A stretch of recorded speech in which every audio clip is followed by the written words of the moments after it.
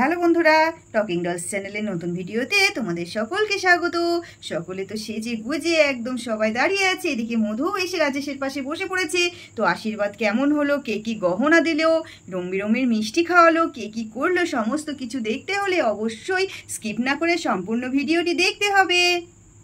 এদিকে মধুকে নিয়ে সালমা দেবী গুটি গুটি পায়ে অনুষ্ঠানের দিকে এগিয়ে আসলো। আর ওদিকে যখন এগিয়ে আসলো আর সবিতা দেবী বলতে শুরু করে দিল, ও মা, আমার বৌমা চলে এসছে। তো মা দেখুন দেখুন, আপনার নাত বউকে কি সুন্দর দেখতে লাগছে, একেবারে যেন দুর্গা ঠাকুর দেখতে হয়েছে। বাহ, খুব সুন্দর লাগছে কিন্তু আমার বৌমাটাকে। গো হ্যাঁ বৌমা, আমার নাত বউটিকে খুব ভালো দেখতে লাগছে তো। বাহ বাহ, খুব সুন্দর সেজে গুজে এসেছে তো। এদিকে রীনা দেবী বলল, মধু ঠাম্মিকে প্রণাম করো, এদিকে এসো।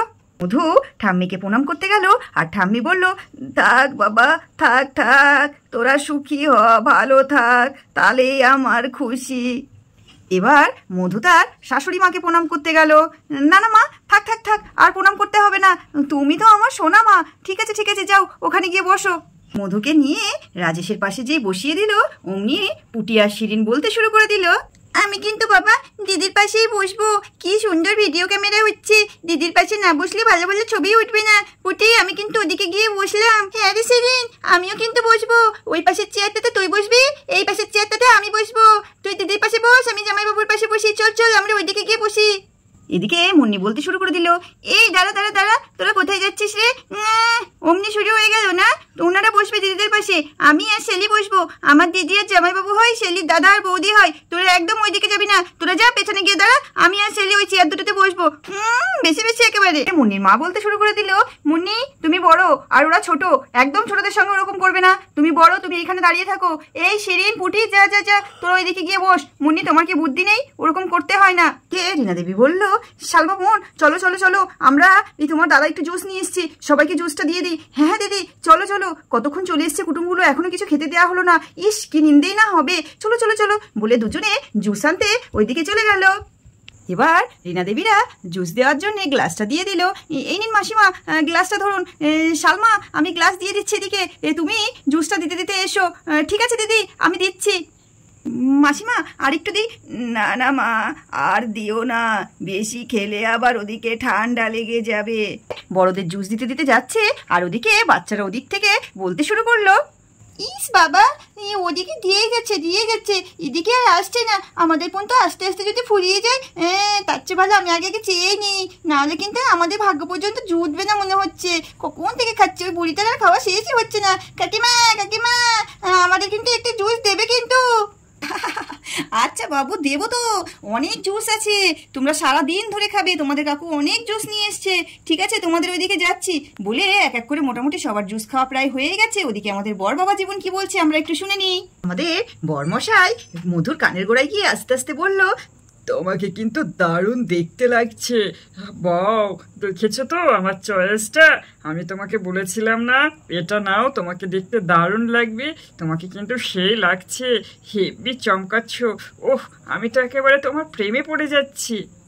এদিকে মধু তো একটু লজ্জা পেয়ে গেল, গিয়ে বলল, আরে আস্তে, এখন এসব কথা বলো না, কেউ না কেউ পাশ থেকে শুনে নেবে। ইস, তোমার দেখছি একটু লজ্জা শরম কিছুই নেই। রাজেশ আর মধু কথা বলছে আর পারুল তো খেয়াল করেছে।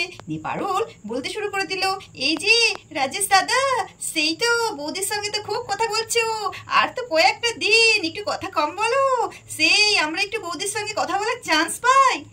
সবার কথোপকথন হতে না হতে এদিকে পুটির মা এসে হাজির। ও বাবা গো বাবা, অনুষ্ঠানকে সব শেষ হয়ে গেল, আমার একটু দেরি হয়ে গেল। ও গো সালমা, এই অনুষ্ঠানকে হয়ে গেল। ও বাবা, এ তো দেখছি মধুকে একেবারে পরীর মতো লাগছে। ও মা, ওটা জামাই বাবা জীবন তো। ও জামাই বাবা জীবন, বেশ ভালো লাগছে। যা যা যা, আমার একটু দেরি হয়ে গেল গো। আরে দিদি, আস্তে আস্তে কথা বলেন, হয়নি হয়নি, এখন অনুষ্ঠান শেষ হয়নি, এই তো সবে শুরু। আসেন আসেন, জুস টুস খান, আপনি একটু বসেন তো ধীরে সুস্থে। হ্যাঁ বসি বসি। এটা কে গো?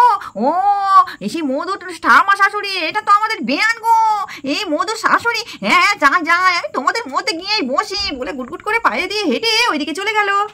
বলছি এত কিছুর মধ্যে যেটা আসল কাজ সেটাই তো দেরি হয়ে যাচ্ছে।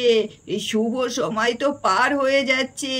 এ কই গো বৌমা, এই রিনা, এই যাও, এই তোমাদের জামাই মেয়ের আশীর্বাদের ব্যবস্থাটা করো। এ আমাকে কিন্তু বলে দিয়েছে একেবারে খাঁটি 12টার সময় অনুষ্ঠান শুরু করতে। আমি আমার নাত বউকে আশীর্বাদ করব। হ্যাঁ হ্যাঁ মাসিমা, সমস্ত কিছু রেডি আছে, এই তো আমরা যাই। এই শালমা, চলো চলো চলো। হ্যাঁ হ্যাঁ দিদি, চলেন চলেন বলে ওরা দুজনে আশীর্বাদের জিনিস রেডি করতে এদিকে চলে গেল। দিয়ে রীনা দেবী মিষ্টির থালাটা টেবিলের উপরে রাখলো। রাখতে রাখতে বললো, শালমা, জলের গ্লাসটা তাড়াতাড়ি নিয়ে এসো। হ্যাঁ হ্যাঁ দিদি, আমি যাচ্ছি, তুমি ওটা রাখো। আয় দিদি ভাই আয়, বড় দেখে হা কর দেখি দিনি, পুরো মিষ্টিটা তোর মুখের মধ্যে দিয়ে দি বলে পদ্ম ঠাকুমা তো মধুকে মিষ্টি খাইয়ে দিল। আয় দেখি, এই নে এই নে, খা খা। এই নে দিদি ভাই, এই হারটা, এটা আমার শাশুড়ি মা আমাকে দিয়েছিল। এটাতে পুরো 10 ভরি সোনা আছে। আমি খুব যত্ন করে রেখেছিনু। তুই আমার বড় নাত বৌমা, তাই আমি তোকেই দিনু। তা এই নে, এটা পরিস আর এটার মান রাখিস। কি এই বুড়িটাও তো দেখছি পাল্টে খেয়ে গেল। এত সুন্দর একটা নেকলেস, সেটাও এই গাইয়াটাকে দিয়ে দিল। এটা তো আমার পাওনা ছিল। এইসব আশীর্বাদ টাশীর্বাদ সবই তো হয়ে যাচ্ছে, কিছুই করতে পারছি না। আমাকে লুকিয়ে আমাকে একটা ব্লু রঙের লেহেঙ্গা হাতে ধরিয়ে দিয়ে নিজে অত সুন্দর একটা লেহেঙ্গা পরেছে। দাঁড়াও, তোমার লেহেঙ্গা যদি আমি নষ্ট না করতে পেরেছি, তাহলে আমার নামও এলিনা নয়। কি ঠাম্মি, তোমার স্বাদের সেই সাতনুরি হারটা তুমি দিয়ে দিচ্ছ? এটা যে তুমি চোখে ধনের মতো আগলে রাখতে, এটাতে তো কাউকে তুমি হাত দিয়ে দিতে না। আর মধু, তোমার তো দেখছি দারুণ ভাগ্য, আমার ঠাম্মির এই বড় হারটা তুমি বাগিয়ে নিলে। ওরে আমার দুষ্টু দাদু ভাই, তোর মনে নেই? জানিস না বউ, যখন ছোট ছিল আমি হারটা পরতাম আর শুধু বলতো, ঠাম্মি তোমার এই হারটা খুব সুন্দর, তুমি আমার বউকে দেবে কিন্তু। আর এখন বলা হচ্ছে না, তুমিই তো চেয়ে রেখেছো, আর অমনি আমার নাত বউয়ের নামে দোষ দিয়ে দিচ্ছ যে হারটা ও বাগিয়ে নিয়েছে। তো বলি বৌমা, রিনা এসো, তুমি তোমার মেয়ে জামাইকে আশীর্বাদটা সেরে ফেলো। হ্যাঁ হ্যাঁ মাসিমা, আসছি বলে রীনা দেবী আশীর্বাদ করতে গুটি গুটি পায়ে ওইদিকে চলে গেল। আর রীনা দেবী রাজেশকে মিষ্টিটা খাইয়ে দিল আশীর্বাদের জন্যে। না বাবা, এই ছোট্ট উপহারটা তোমার জন্যে। আন্টি, এগুলোর আবার কি দরকার ছিল? ঠিক আছে বাবা, এই নাও, তুমি এটা পরো। রীনা দেবী হারটা দিয়ে চলে আসলো। বলছি, এবার যাদের যাদের আশীর্বাদ করার সবাই সেরে নাও। দিদি, আপনি আশীর্বাদটা করবেন না? হ্যাঁ হ্যাঁ করবো তো। আজকে তুমি করলে, আমার শাশুড়ি মা করলো, তো বন্ধুদের পরের দিন তো দেখাতে হবে আমি কি দিয়ে আশীর্বাদ করলাম।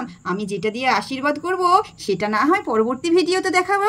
তাও বন্ধুরা, আমরা আজকের ভিডিও এখানেই শেষ করছি। তো আমাদের আশীর্বাদ মোটামুটি অর্ধেক কমপ্লিট হয়েছে, এখনো অনেকের আশীর্বাদ করতে বাকি আছে। তো সম্পূর্ণ ভিডিও দেখার জন্য অবশ্যই টকিং গার্লস চ্যানেলটিকে সাবস্ক্রাইব করবে, আর সবার আগে ভিডিও পেতে পাশে থাকা বেল আইকনটি প্রেস করে দেবে। সবাই ভালো থাকবে, সুস্থ থাকবে, দেখা হবে পরবর্তী ভিডিওতে।